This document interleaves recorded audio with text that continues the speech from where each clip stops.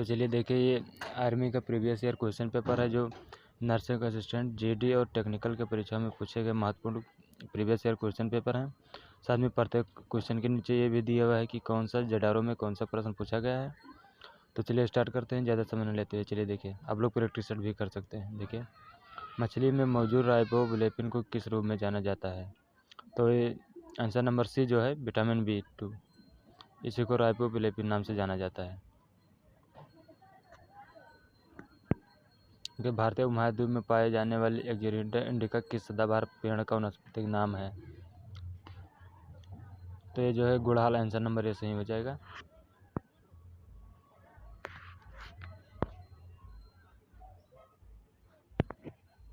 ये देखिए, क्वेश्चन पूछा हुआ है, दिए गए विकल्प में कौन सी बीमारी सुअर से फैलती है? तो ये 4 विकल्प आपके सामने दानापुर जटारों में पूछा गया। देखिए, ये जो आंसर नंबर डी है, स्वाइन फ्लू नामक बीमारी, ये सुअर के से फैलती है। सुअरों के बीच में रहने से यही बीमारी फैल जाती है। अब देखिए, ये क्वेश्चन पूछा हुआ है, कोशिका का ऊर्जा घर किसे कहा जाता है? तो जो माइटोकॉन्ड्रिया, इसको कोशिका का ऊर्जा घर कहा जाता है। न्यूक्लियस तो एक केंद्रक के बीच में होता है। और लाइसोसोम को आत्मघाती थैली कहा जाता है। राइबोसोम को ऊर्जा संग्रह कहा जाता है। कोशिका आकार का निम्न में से कौन सा कथन सही है? लाला रक्त कोशिकाएं गोलाकार और पेशी कोशिका तर्करूपी। और ये विकल्प विकास नीचे दिया हुआ है, ये देखिए। तो आंसर नंबर सी हो जाएगा, ना तो 1 और ना ही 2। ये मछली के समूह को क्या कहते हैं? तो जो आंसर नंबर ए में स्टैंडर्ड दिया हुआ है, ये मछली के समूह को कहते हैं।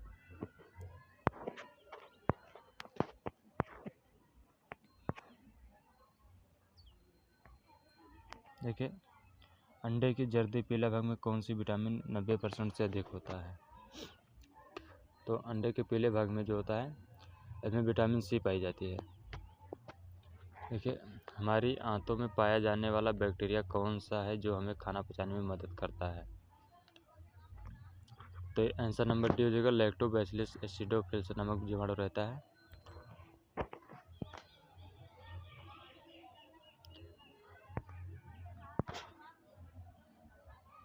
और देखिए, किसके कारण खसरा की बीमारी होती है?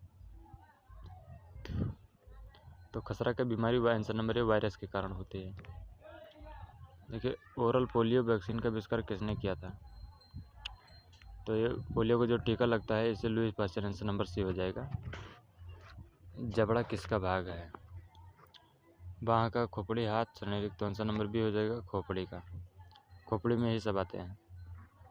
ये कौन सी मांसपेशी कनपटी की हड्डी को जबड़े से जोड़ती है? तो आंसर नंबर ए जो मेसेटर है, यही सही है। और ये अगला क्वेश्चन चलिए देखिए, कौन सी ग्रंथि अन्य अंतःस्रावी ग्रंथियों के कार्य को प्रभावित करती है? तो ये जो पीनियल ग्रंथि है, ये पीयूष ग्रंथि के अंडर में ही रहती है। तो आंसर नंबर सी इसका पीयूष ग्रंथि, पिट्यूटरी ग्रंथि, जिसे मास्टर ग्रंथि बोला जाता है, वैसे ही होगा। देखिए, टीबिया किसका भाग है? तो ये यहाँ पर आंसर इसका दिया हुआ है, तो बाह, आंसर नंबर सी। हमारे पाचन तंत्र के किस भाग में वसा का पाचन होता है? तो आंसर नंबर बी हो जाएगा, छोटी आंत। ऐसे तत्व की पहचान करें जो तीसरे आवर्त से संबंधित नहीं है। आंसर नंबर सी हो जाएगा, सिलिकॉन।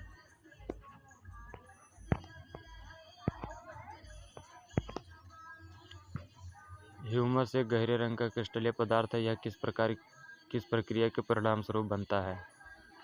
आंसर नंबर बी हो जाएगा, विखंडन। डी नहीं, आंसर नंबर डी हो जाएगा, ह्यूमसी भवन। देखो, लैंथेनाइड से कितने तत्वों की एक श्रृंखला है? तो आंसर नंबर बी हो जाएगा, 18। सिलिकॉन डाइऑक्साइड का सामान्य नाम क्या है? तो आसमी चूना हो जाएगा, आंसर नंबर ए में सही दिया हुआ है।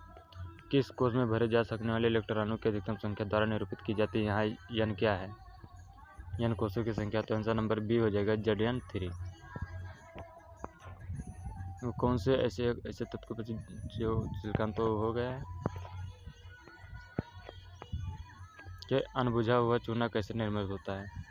कैल्शियम ऑक्साइड और जल के दोहरे अपघटन से। तो आंसर नंबर इसका भी कैल्शियम ऑक्साइड कैल्शियम कार्बोनेट के विस्थापन द्वारा। आंसर नंबर बी होगा इसका। दिए गए विकल्पों में से कौन सा सही है? अम्ल लाल लिटमस को नीला कर देता है।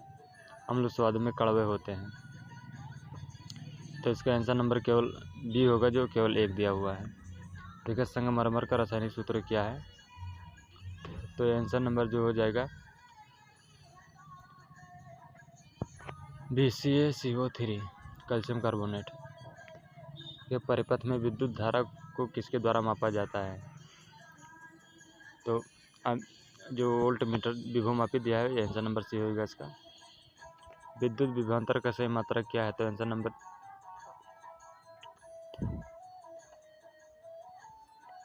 नंबर सी इसका हो जाएगा वोल्ट। भूकंप के दौरान कंपन को मापने के लिए किस यंत्र का उपयोग किया जाता है? तो आंसर नंबर बी हो जाएगा इसका, और ये विकल्प यहाँ दिया हुआ है। तो आंसर नंबर सी उसका सिस्मोग्राफ हो जाएगा। देखिए, निम्नलिखित में से कौन सा अंतर्जनिक बलों का एक उदाहरण है? तो आंसर नंबर ए हो जाएगा समुद्र की लहरें। निम्नलिखित में से कौन सा भौतिक मात्रा और माप की एक इकाई की गलत जोड़ी है?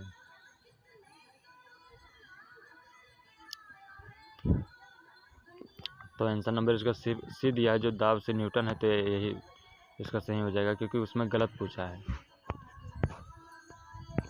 अब देखिए, भारत की पहली पंचवर्षीय योजना किस पर आधारित थी? तो ये जो पहली पंचवर्षीय योजना थी, तो महालनोबिस योजना नहीं पर ही आधारित थी जी नहीं। आंसर नंबर डी इसका होगा, हैरोल्ड डोमल मॉडल पर आधारित थी पहली पंचवर्षीय योजना। दूसरा थी महालनोबिस। आंसर नंबर डी इसका होगा, हैरोल्ड डोमर मॉडल पर। भारतीय वित्त वर्ष किस तारीख से शुरू होता है? तो ये आंसर नंबर सी हो जाएगा, 1 अप्रैल से शुरू होता है, 31 मार्च को, 1 अप्रैल से 31 मार्च तक होता है। उसमें शुरुआती पूछा हुआ है, तो 1 अप्रैल माना जाएगा इसका। भारत को अपनी केंद्रीय बैंक किस वर्ष मिला था? तो आंसर नंबर बी हो जाएगा 1935 में। संविधान सभा के लगभग 300 सदस्यों ने भारत के संविधान को लिखने के लिए लगभग कितने समय की बैठक की? तो लगभग इसका 3 वर्ष माना जाएगा, क्योंकि 2 वर्ष 11 माह 18 दिन लगे थे। तो लगभग पूछा हुआ है, तो 3 वर्ष माना जाएगा, या नहीं कि 4 वर्ष मार दीजिए। निम्न में से कौन सा अधिकार वर्ष 1978 से मौलिक अधिकार नहीं है? ये विकल्प दिया हुआ है। संपत्ति का अधिकार है, इसको हटा दिया गया था।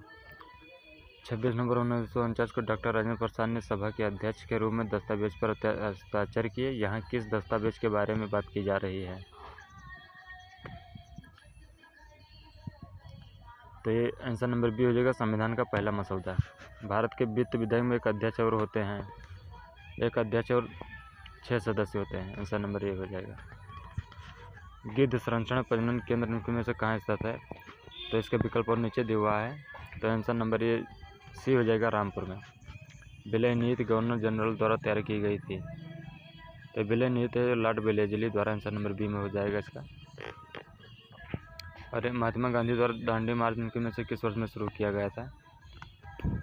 तो आंसर नंबर सी है, 1930 ईस्वी में गांधी जी अपने 78 अनुयायियों के साथ साबरमती आश्रम के लिए चलना शुरू किया था।